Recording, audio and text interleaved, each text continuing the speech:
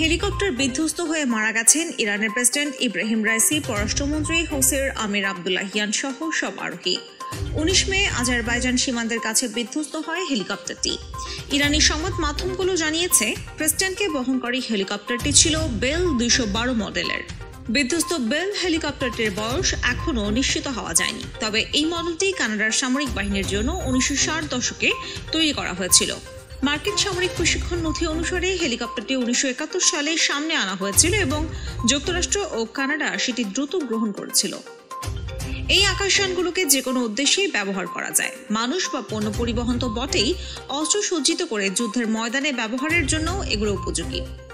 রোববার বিধ্বস্ত ইরানি হেলিকপ্টারটি সরকারি যাত্রী বহনকারীর জন্য ব্যবহার করা হচ্ছিল। তবে বেল হেলিকপ্টারের সবশেষ সংস্করণ সুবারু বেল 412 মডেলটি পুলিশের কাজে, চিকিৎসাগত পরিবহন, সৈন্য পরিবহন, জ্বালানি শিল্প এবং অগ্নি নির্বাপনের কাজেও ব্যবহার উপযোগী বলে প্রচার করা হয়।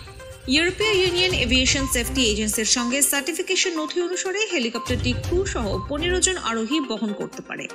ইরানের রাষ্ট্র নিয়ন্ত্রিত বার্তা সংস্থা জানিয়েছে, বিধ্বস্ত হেলিকপ্টারটিতে প্রেসিডেন্ট সহ 6 জন যাত্রী এবং 3 জন ক্রু ছিলেন।